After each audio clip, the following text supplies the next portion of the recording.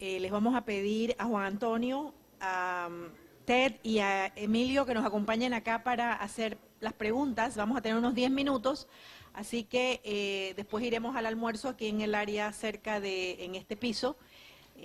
Pero bueno, si les pido por favor que nos acompañen acá para pasarles las preguntas, ¿verdad? Sí, después de almuerzo vamos a escuchar a Marlene.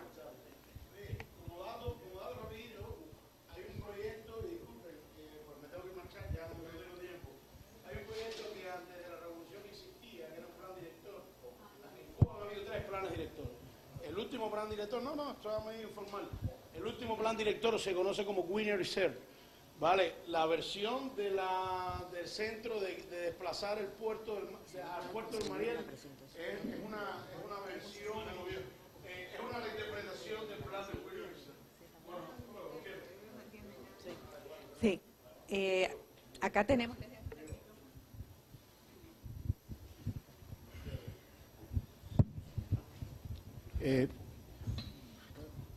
Buenas tardes a los señores expositores.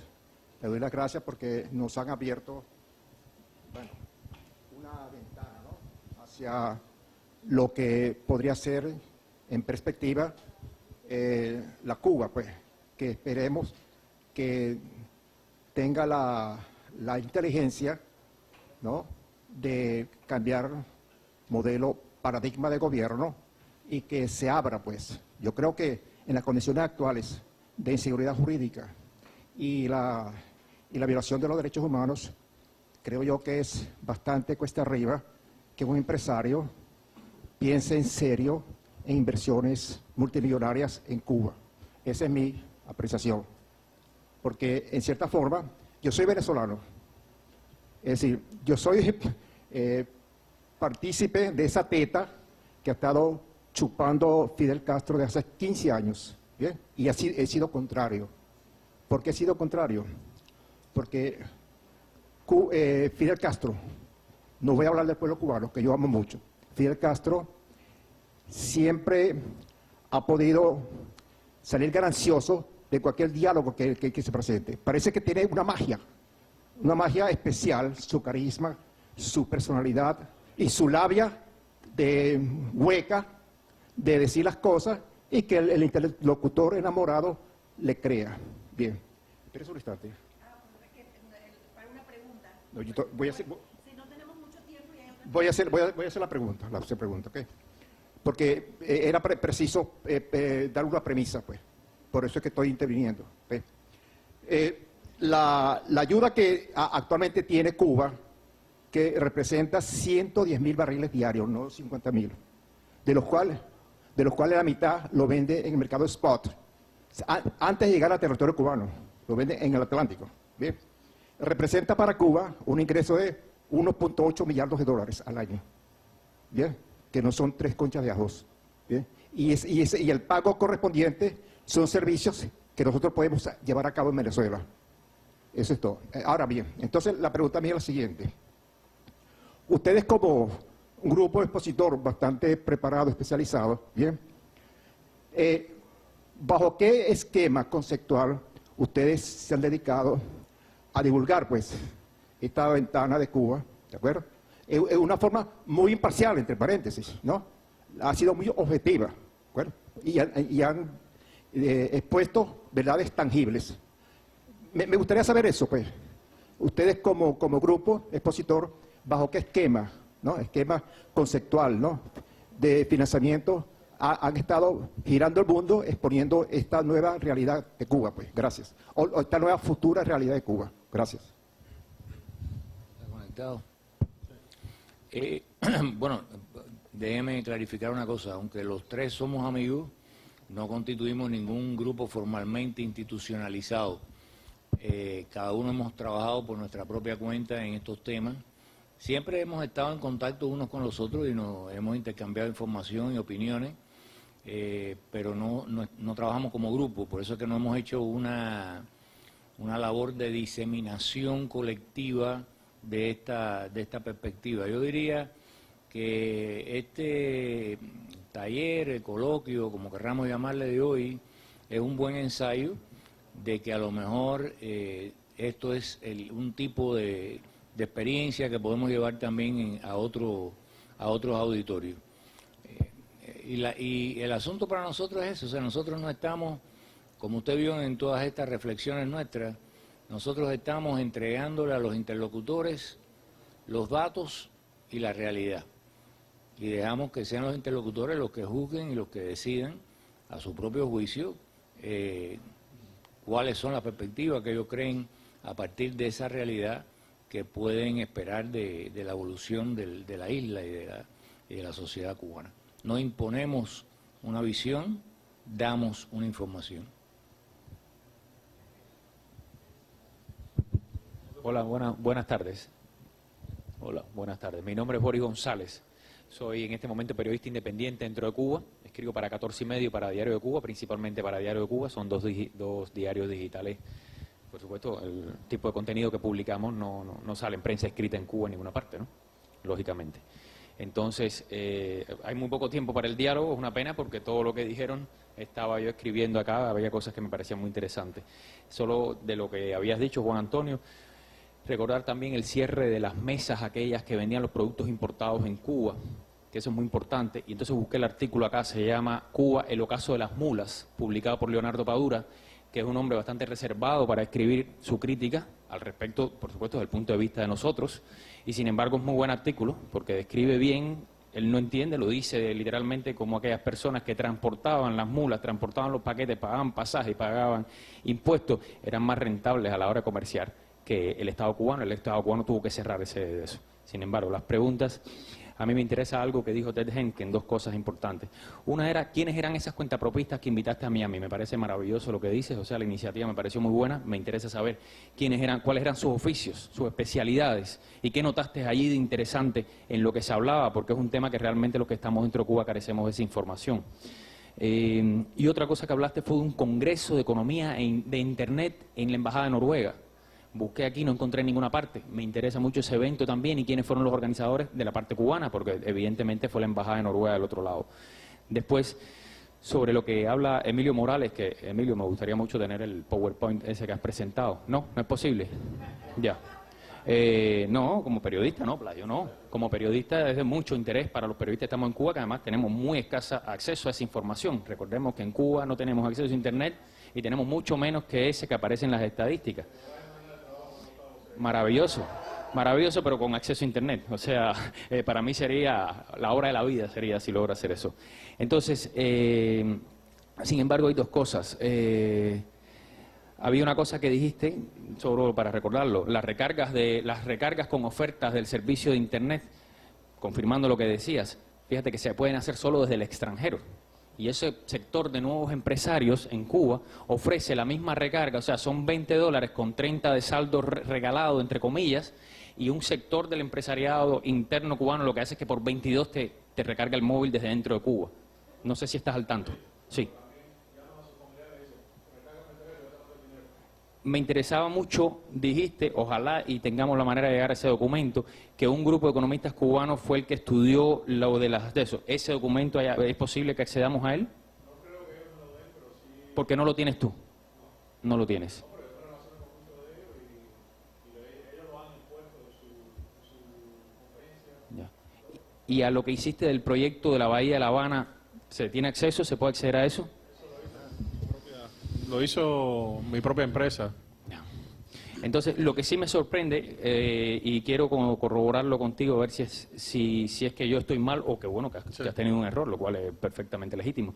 Las 10 o 12 agencias por las cuales se puede negociar en Cuba la contratación de personal, porque el reglamento desgraciadamente no lo tengo aquí, yo tengo en Cuba la Gaceta Oficial que tiene el reglamento, pero Juventud Rebelde sí está en digital, se puede acceder a él. Publican reglamentos sobre contratación de personal para prestar servicios en entidades extranjeras, que además es algo bien reciente, es de septiembre del 2015.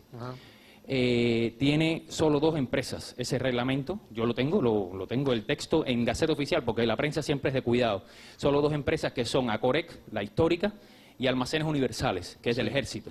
Entonces, sí, pero hay 10 más que se habilitaron en función de la zona de Mariel, como cuando se abrió la zona de Mariel, y que responden específicamente a los sectores que se han permitido las inversiones. Por ejemplo, biotecnología tiene la suya, agroindustria tiene la suya, y así sucesivamente. ¿Sí? ¿Eso está en algún lugar que podamos Sí, acceder a eso? está en la Gaceta, búscalo en la parte de inversión, de la parte de Mariel, yo creo que está ahí. ¿No me podrías De todas mandar ese maneras, dato? tendría que buscar yo y Sí, enviar. porque en esa gaceta no está, en esta que te estoy diciendo, o sea. Vamos a tomar unos minutos para responder. Bueno, Boris, me alegro mucho que estás aquí y me encanta ahora en la era en que estamos, en que es mucho más fácil, aunque no es muy fácil, para los cubanos de grupos diversos y de voces y opiniones diversas salir, intercambiar, enriquecerse y regresar. Lo bueno también es de regresar, ¿no? Para seguir con lo que están haciendo allá. Te respondo a las dos preguntas. Bueno, hace 2 años y medio invitamos a través de Cuba Study Group. Nosotros no hicimos la invitación. Cuba Study Group, Tomás Bilbao, que en aquel entonces era encargado de eso, habían desarrollado conexiones con el mundo empresarial y habían 5 mujeres, habían invitado a estas 5 mujeres para hacer varios eventos en Miami y hasta creo que fueron a Washington y otros lugares. Entonces, como estaban ahí durante el Congreso, hicimos un intercambio, un arreglo con ellos. Entonces ellos pagaban la comida y insertamos un panel extra durante nuestro Congreso. Yo tengo los nombres de estas 5 mujeres. Había una que es la fundadora, dueña y jefa de L'Atelier, un paladar bastante conocido, se llama El Taller, pero en francés, ¿no? Está como a 2 cuadras del Hotel Meliá Coiba. Había una ex economista de la Universidad de La Habana que tiene, creo, una compañía de planificar eventos y fiestas, algo así. Otra mujer que hacía jabones artesanales. Y te puedo dar toda la información porque lo tengo conmigo en mi laptop, porque fueron 5 mujeres con empresas diversas. En la presentación, que fue moderado por Phil Peters, un cubanólogo connotado, que ha trabajado sobre la microempresa en Cuba, era algo muy interesante en el sentido de poder hablar con empresarios, mujeres y saber de sus luchas, pero a mi juicio al menos se cuidaban mucho, porque, por ejemplo, yo hice una pregunta obvia, como ustedes aquí nos han dicho de sus luchas, pero ustedes parece que son muy exitosas. ¿Ustedes son representativas del mundo de cuentapropismo o ustedes son excepciones? No, realmente no me respondieron claramente a esas preguntas, porque era obvio para mí, conociendo el mundo, que no fueran o no son representativas, porque eran ejemplos de éxito, no ejemplos de los senderos diversos que tienen las empresas. También yo quería saber un poco sobre sus estrategias de sobrevivencia, porque estudiando el sector no estatal, especialmente los cuentapropistas, yo sé que casi todo el mundo tiene que hacer trampas para sobrevivir. Obviamente no iban a decir las trampas o no iban a decir que hacían trampas. Pero al final fue un intercambio muy rico porque podíamos conocerlos a ellos y bueno, cuando he ido a Cuba las he visto, ¿no? He hablado con ellos. El seminario, y te puedo dar los nombres de ellas. El seminario de Noruega, de la Embajada de Noruega, fue organizado por 2 o 3 jóvenes blogueros. Los organizadores principales son o fueron Norges Rodríguez y Taylor Torres. son dos santiagueros, son una pareja, y junto a Yasmín, ¿cómo? Portales, sí, sí. Básicamente, el embajador, que es bastante conocido en Cuba como para dar espacio y a ayudar a estos sectores no disidentes, pero bastante críticos e independientes, artistas y desarrolladores de tecnología y eso. Estas tres personas son bastante críticos, pero o por conveniencia o por convicción no se consideran disidentes ni opositores. Pero bueno, yo los conozco bastante bien y cada vez que abren la boca dicen una cosa crítica, ¿no? Y no son, a mi juicio, oportunistas. Los críticos dentro del sistema que critican, pero para mostrar una cara de crítico, pero no, son gente honesta y independiente, pero se cuidan, ¿no? El arreglo con el embajador fue básicamente, bueno, te damos el lugar, te buscamos el dinero para pagar los gastos, pero ellos, mayormente los dos, Taylor y Norges, fueron los que hicieron la decisión de quién invitar, de organizar el programa, y a mi juicio era un evento abierto al público, pero bueno, yo no sé hasta qué punto dieron publicidad dentro de Cuba sobre el evento. Me invitaron a mí, pero me invitaron a mí cuidándose, porque no había estado yo en Cuba en 4 años y medio. Me invitaron, pero me invitaron como oyente. Yo no hice ninguna presentación, porque querían incluirme, pero no querían provocar demasiado, ¿no? Entonces, estamos planificando, ellos junto a mí, un segundo seminario ahora en Nueva York el 25 y el 26 de mayo, justo antes del ASA, para poder incluir muchos del ASA si pueden llegar antes. No, ahora va a estar en el mismo hotel que la ASA me dio un espacio en Nueva York, sí. Quería hacer un comentario porque, bueno, estamos en Panamá, obviamente la cuestión de la zona, el canal, etcétera, y la cuestión del puerto de Mariel provocan un gran interés. Aparte de los economistas a los que se refirió él, que fueron contratados por el Estado para hacer ese estudio y demás, ha habido otros economistas que también son bastante importantes en el país, y por cierto no son opositores ni nada de eso, son personas que han dirigido departamentos de investigación en la Universidad de La Habana de economía cubana, etcétera, que están muy frustrados con la situación del proyecto de Mariel por un motivo que es que dicen: llevamos 2 años, se han presentado, como dijo Emilio, una cantidad importante de intereses, de cartas de interés, y solamente se han aprobado unos 6 o 9 proyectos, 8 o 10, de los cuales casi la mitad son empresas mixtas con Cuba. O sea que es parte como de, vamos a rellenar esto aquí para que se vea que son más, y han metido empresas mixtas para hacer el número, pero no se han logrado. Y hay un problema todavía más grave, y es el calado que hicieron ahí no pasan los supertanqueros. O sea, no hicieron la suficiente profundidad de calado para que los nuevos Supermax de cargueros puedan pasar por ahí.